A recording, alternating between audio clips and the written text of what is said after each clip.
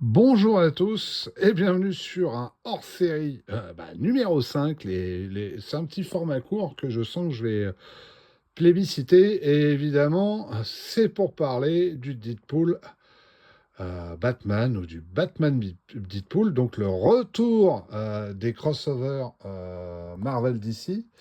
La troisième vague, en fait, si on reprend tout depuis le début, puisque la première vague, c'est les 4 premiers crossovers, à savoir Superman versus Spider-Man, le combat du siècle, Superman et Spider-Man, Batman et Hulk, et versus Hulk, et les X-Men et les New Teen Titans. La deuxième vague qui arrivera par la suite commencera par Batman et le Punisher.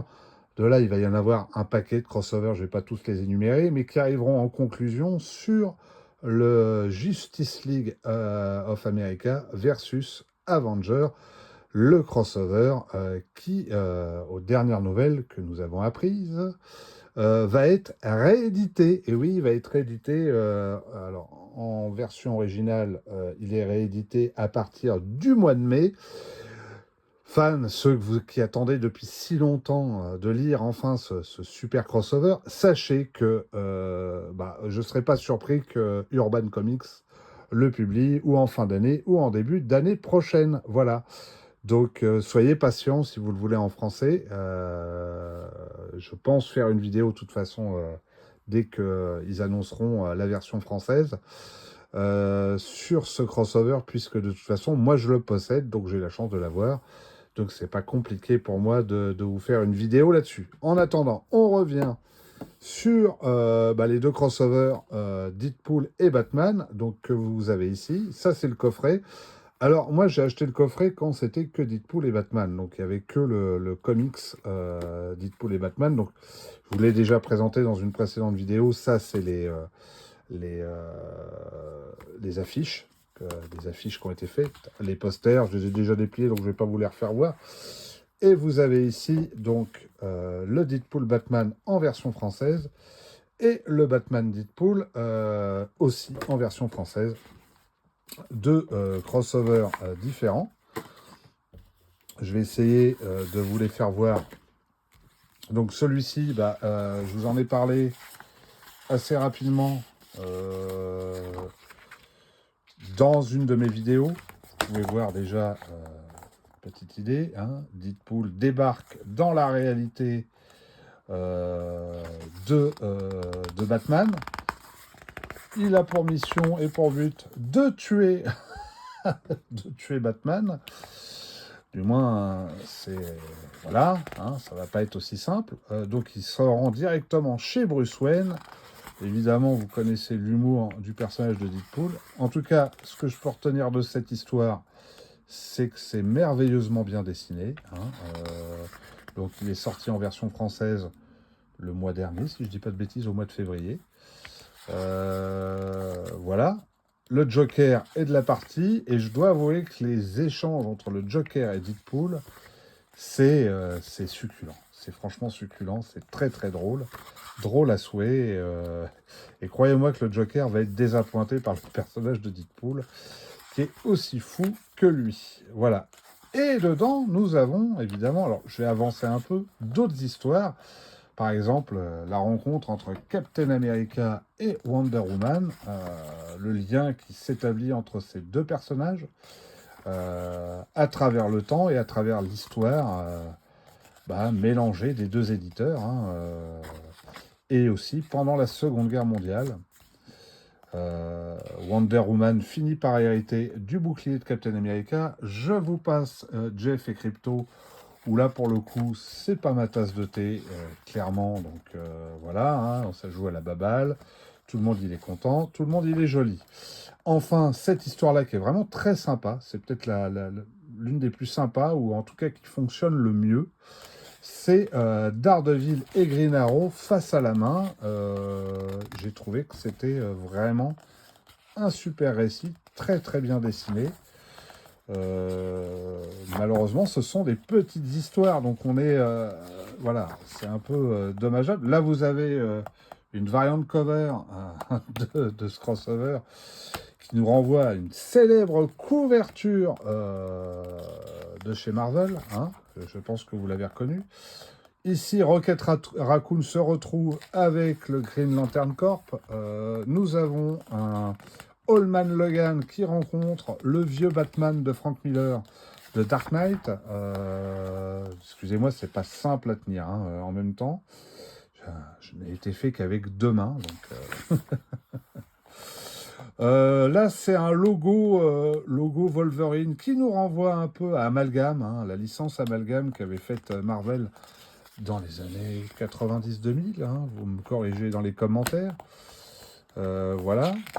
Et puis, je crois qu'on arrive à des galeries de couverture alternatives, dont une que je reconnais, que je vous ai déjà présentée, je crois, dans une de mes précédentes vidéos. Le mieux, c'est de vous les faire voir aussi, hein, dans la foulée, puisque je possède quelques couvertures de ce numéro. Voilà. Donc ça, c'est le comics original, en anglais. Une variant cover, Big Barda fout une praline à la chose. J'ai un doute sur le dessinateur, mais je suis certain que certains d'entre vous vont pouvoir me donner son nom. Et cette variante cover que je possède aussi. Voilà, hein, vous connaissez mon goût très très prononcé pour ce crossover inter-éditeur. Donc je range tout ça, hop, hop, hop, ça c'est vu, ça c'est vu, ça c'est vu, ça c'est vu, ça c'est vu. Et on arrive au deuxième, le deuxième, Batman Deadpool, donc qui est la sorte de suite, hein, voilà, toujours, vous pouvez remarquer, toujours dans la version française, faite sur le même format, hein, vous pouvez le constater, il n'y a pas de sujet là-dessus. Donc, je crois savoir, à moins que je dise une bêtise, que si vous prenez le coffret, vous avez les deux. Moi, je l'ai acheté, celui-ci, individuellement, parce que j'avais déjà le coffret avant, donc voilà. Hein. Alors, je ne l'ai pas encore lu en version française, donc je vais m'abstenir de vous le commenter. En termes de récit et d'histoire, j'ai le sentiment quand même que l'histoire est moins bien. Là, on voit Eternity et un personnage cosmique, j'imagine, de l'univers d'ici, petite relation amoureuse entre les deux, qui fait que ça provoque un peu ce chaos, tout simplement. Et Deadpool et Batman se retrouvent une nouvelle fois. Donc, comme je ne l'ai pas lu en VF, je vous avouerai que je ne sais pas s'ils font référence à l'épisode précédent ou pas du tout. En revanche, je sais que chez les vilains, on retrouve la sœur jumelle de Charles Xavier, qui est présente ici, par exemple, toc, vous voyez, et qui s'appelle Cassandra Nova, si je ne dis pas de bêtises. Et puis on retrouve aussi un Wolverine Batman d'amalgame. Est-ce que cette histoire est intéressante? À mon avis, pas plus que la précédente. Mais c'est pour le fun de lire vraiment ces récits. Là, on voit Robin qui apparaît. Voilà. Hein, l'histoire m'a l'air assez longue, quand même. Ou alors, je me trompe. En tout cas, la coucherie est finie. Et les deux entités cosmiques, une fois que c'est fini, hein, chacun repart de son côté, hein, comme on dit. Et puis voilà, là nous enchaînons avec deux personnages qui méritaient de se rencontrer quand même, à savoir Constantine et le Docteur Strange. Alors j'avais fait un bulle d'air sur Dylan Dog, où Constantine rencontrait aussi Dylan Dog, dans son crossover de Dylan Dog et de Batman. L'histoire a l'air assez sympa. Ghost Rider fait la misère à Swamp Thing, apparemment. Pourquoi, comment, ça je ne sais pas. En tout cas, les dessins sont quand même super sympas, je trouve. Ça, c'est la chose que je retiens. J'ai hâte de le lire quand même, par curiosité. Voilà. Et ensuite, qu'est-ce qu'on avait d'autre comme histoire? Eh ben, nous avions la fille, donc ça doit être X23, Et j'ai un trou de mémoire, c'est Dick Grayson, mais comment il s'appelle déjà quand il a ce costume? C'est Wing quelque chose. Bon, je me souviens plus. Nightwing, c'est ça. Nightwing, voilà. Et ils sont associés. On ne sait pas pourquoi. Apparemment, ils affrontent Killer Crow. Voilà. On continue dans ce genre de petite confiserie, comme on dit. Et après, on enchaîne avec... Alors là, c'est hyper grotesque, parce que maintenant, ça me revient. L'incroyable Hulk et Harley Quinn associés pour affronter des saucisses. Alors là, franchement, voilà un truc, on s'en serait clairement passé. Hein, mais bon, qu'est-ce que vous voulez que je vous dise? C'est comme ça, faut s'y faire.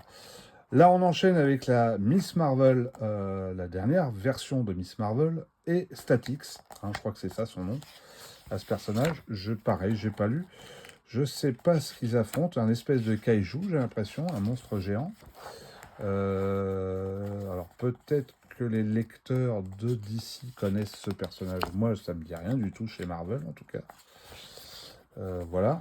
Et puis encore des couvertures, hein, quand même. Celle-là, elle claque quand même vachement.